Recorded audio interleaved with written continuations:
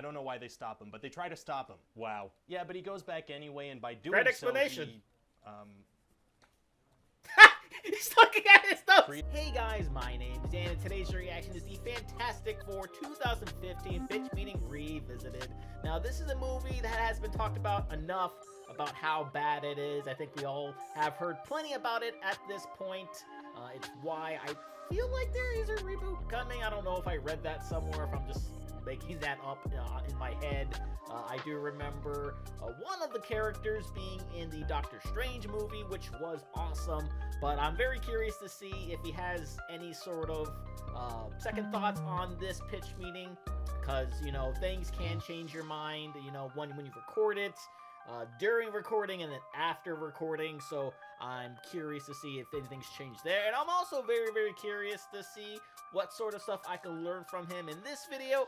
There's always things I can pick up on in each of his revisits, so really, really curious and really interested to see what he has to say in this one. But before we get into it, though, please do check all of those links I have for you down in the description below. More specifically, the pitch meeting link and his personal channel as well. They're both great ways to support him, and a great and easy way to support me is to go right below this video, click all those buttons down there, because I also like to see future reactions that I do, but also helps my channel to grow. Without any further ado, let's go. Hello, this is Ryan from the thing you're currently watching. Please enjoy this pitch meeting for Fan4Stick that I made several years ago. And then if you like, you can stick around after, because I will talk I love about that. it. While you're doing that, I will draw the thing. Ooh, So yeah, then you Fantastic Four script for me? Yes, sir, I do. Great, so one of the main criticisms of the older Fantastic Four movies was that they were kind of silly and campy. Yeah, I heard about that. That's why this one's not going to be funny at all, or even amusing for that matter. Great. Yeah, and it's going to take itself very, very seriously. That sounds perfect. Now, I just want to double check with you. You mentioned that your focus groups found that what people want in superhero movies is a lot of setup and exposition, as opposed to action and the characters actually... Oh, yep, exactly. yeah, We that actually certainly found that happened. people want a lot less of all that cool stuff. Okay, Yeah, perfect. Just wanted to be cool sure. stuff. I mean, unless I read the results backwards. I do that sometimes. What? It's just that doo-doo.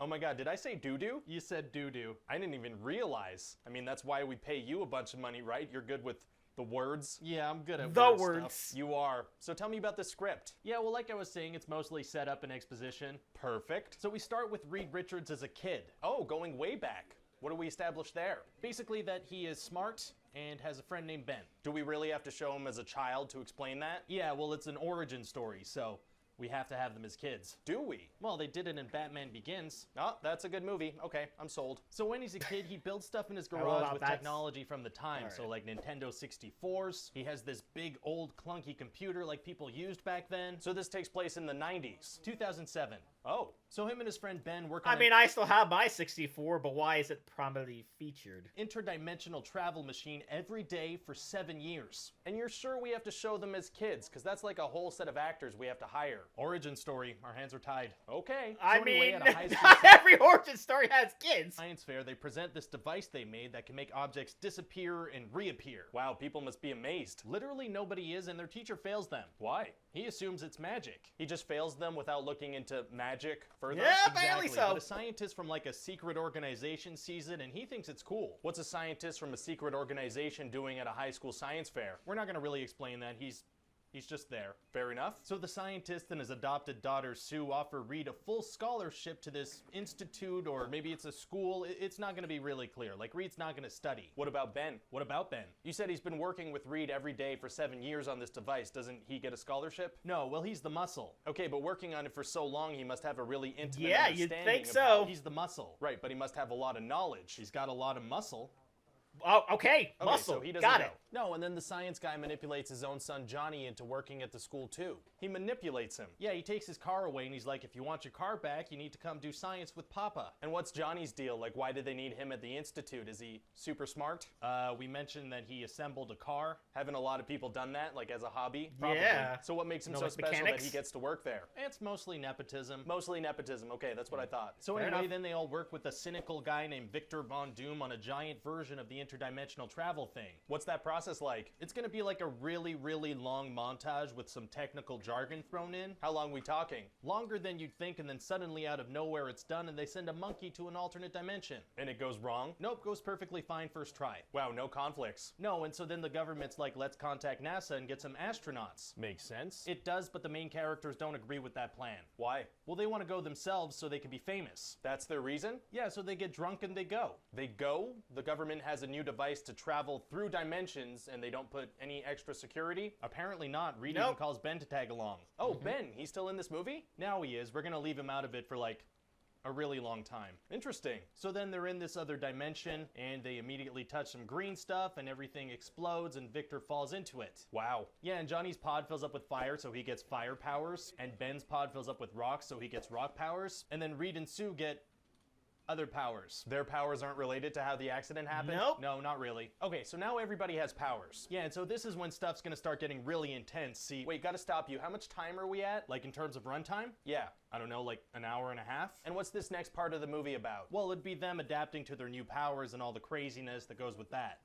Okay, I think we're gonna have to cut that out. Oh, how come? I feel like it's going on for too long, and also we don't want to have them use their powers too much. Right, the focus group. Exactly. Oh yeah, the focus group, that damn focus group. To modify your script to kind of just jump to the end? Actually super easy, barely an inconvenience. Really? Yeah, I'll cut out about an hour of stuff and we'll put a title on the screen that says 1 year later. Great, so how does it end? Well, they're gonna rebuild the portal thing and bring back Victor. Oh, he didn't die? Apparently not, so they bring him to the Institute and he's like, I don't like it here, let me go back. Oh. And they say no, so he kills all the people. Wow. Yeah, and he's crazy powerful now, like he pops people's heads open and he busts open walls with his mind. So they let him go back to the other world? No, they try to stop him because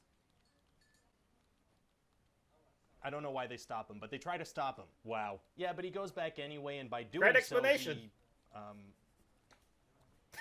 he's looking at his stuff. Creates a black hole. How does that happen?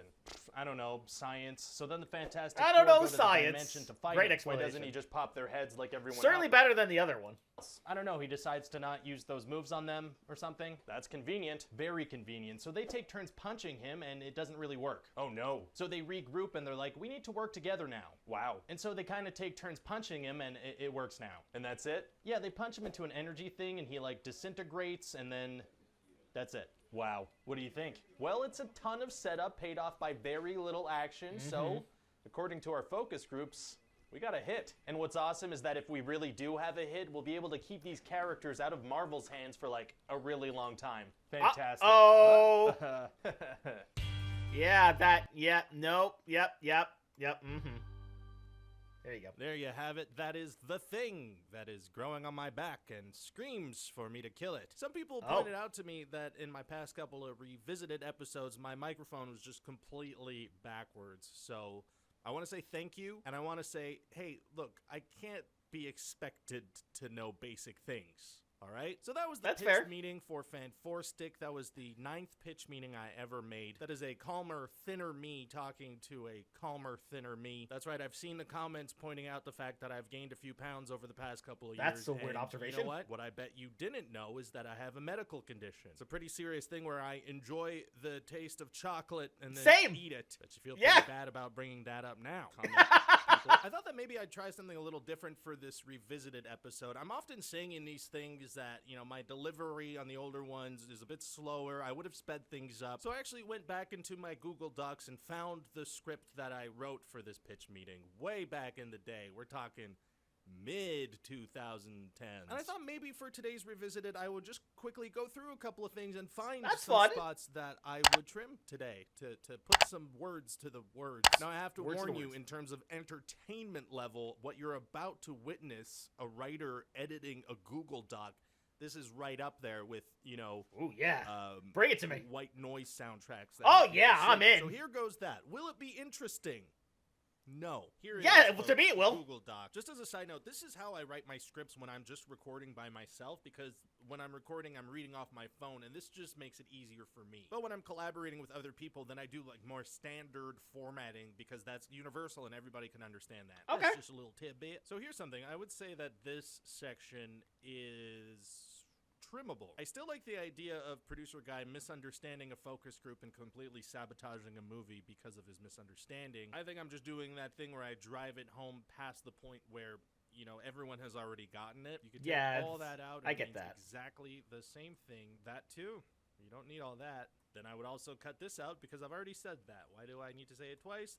Answer, I do not. This highlighted section I think works as is, although if I was shooting it today, I would go about it differently. Probably just be like, they had a kid version of Bruce Wayne in Batman Begins, and then producer guy would be like, that's a good movie. I'm sold. This year thing feels a little nitpicky. I would just take it out. This connects to that other line about it being 2007, so that goes too. This is just reiterating the thing I already said earlier. That goes. By pitch meeting number 9, I don't think I had like unclear yet in my arsenal, so that would definitely just be unclear. Unclear. This is a Fair big enough. chunk of text, and I usually try to limit my stuff to 2 lines just for my own sake, because the longer the thing, the more takes I usually have to do. Because, you gotta remember it. It's a lot of words to remember, and my brain be tiny, y'all. So what I would do here is actually have producer guy jump in. Oh, it's a school? Maybe. Aren't any classes. And what about Ben? I like this doubling and tripling down of just Ben has muscle. Producer guy's fishing for more information. It just doesn't exist. So that's just a little idea of things that I would change. If you like this, let me know. Maybe this is something absolutely. I could do in future revisited. Or was this really boring? This might have been really boring. Another angle I could have totally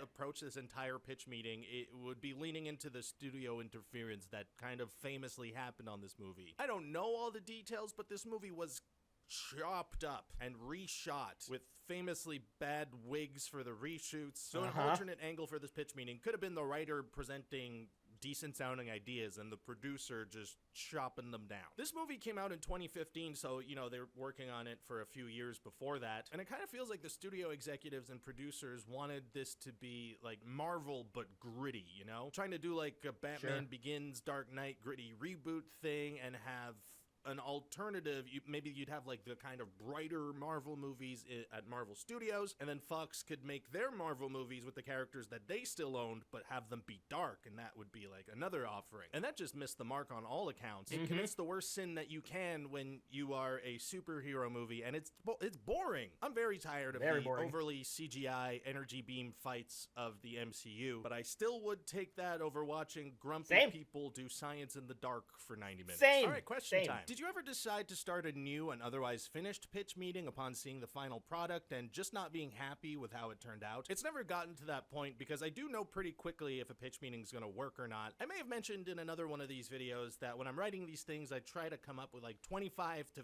50 jokes or just points I'd like to make that I think I can frame in a funny way. If that list is too short or I can't frame the points in a funny way, I just don't do the pitch meeting. So I've never like fully shot one and then been like, nah, I know when it's bad and I don't do it. Shave your chest. Never. Hey Ryan, words. Question, is English or French your first language, or did you kind of just grow up speaking both? And do you speak any others? I grew up in an English-speaking home, but my parents sent me to French school, so I spent my entire elementary and high school speaking French at school and then speaking English at home. I did 3 years of Spanish. I can understand, not really speak. I did 1 semester of Italian in university, which blended in with the 3 years of Spanish and erased 2 of them because I get them confused when I'm searching for the words in my brain. And that is my linguistical journey. What's your take on all these YouTubers quitting all of a sudden, and have you ever thought of an exit strategy for yourself? I guess my take is that I totally understand and respect the decision. Those of us who have been able to make a career out of making YouTube videos are extremely fortunate. And it's also a ton of work, and the work never ends, and that can lead to burnout. I've been there a couple of times before. You can burn out doing something you love, even though you're lucky to be doing it. Those two things can be true at the same time. It can happen on bigger channels that creators started because they loved doing something, and it exploded so much that now suddenly they're running a company. I think some of the creators leaving YouTube have lost touch with that joy that made them start in the first place, and others have pretty much accomplished everything they set out to accomplish on the platform, and so they want to move on to other things. I was going to say bigger and better, but just other things is fine. It doesn't always have to be bigger and better. I personally don't really have an exit strategy planned. I guess the dream scenario would be that I get excited about a different project so much that I need to dive into it. But for now, this is still what brings me the most joy, so I'm going to keep doing it until that's no longer the case, I guess. Shave your chest. I already said that. Thanks for watching. Please send me questions. Yeah, so that was fun, and I'll tell you why, because all the stuff with his script and him just showing just like what exactly he would do differently. I know why it would be not interesting, because not really a lot's going on, because he's just showing words, and just going over some things. So recently, or let's say over the past couple of months, I've just been taking notes as far as like pitch meetings are concerned or kill counts, and I'll just like, as like I'm watching like a particular movie or show that they're covering, I'll just be typing away blah blah blah blah blah, and a lot of times it'll be really long. Like these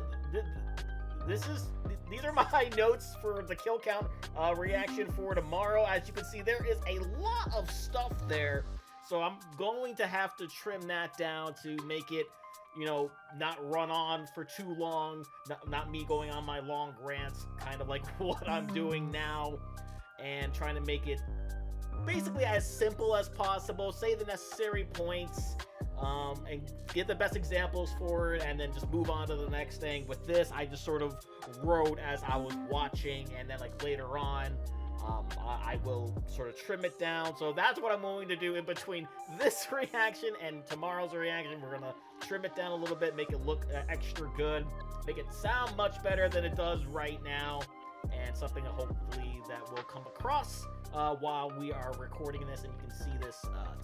So that will do it for me here, though. Comment down below, let me know, what did you think about this revisit? Please leave a like if you enjoyed. Please check all those links I have for you down in the description below. And lastly, and most importantly, I want to give a huge shout out to all my $5 and up supporters on Patreon: Luchador, Cruising, Wolverine 310, GBN, Kester Kronich, Amber K, Joshy, Chris Curtis, Haley Mastronardi, Ann Perry, Lorca, Fox Cacophony, Dancing Viru, Morgan Page, Kaylee McKinney, Izzy, Misa 2, Lily the Snoopy Fan, Nunsay Singh, Lauren, Jenny the Swifty, Allison the Aesthetic Girl, and brand new Patreon supporter Jonathan. Thank you all so very much. And if you too would like to have a shout out in each and every one of my videos, please head on over to patreon.com/TheDanReactor for more. And I'll see you guys next time.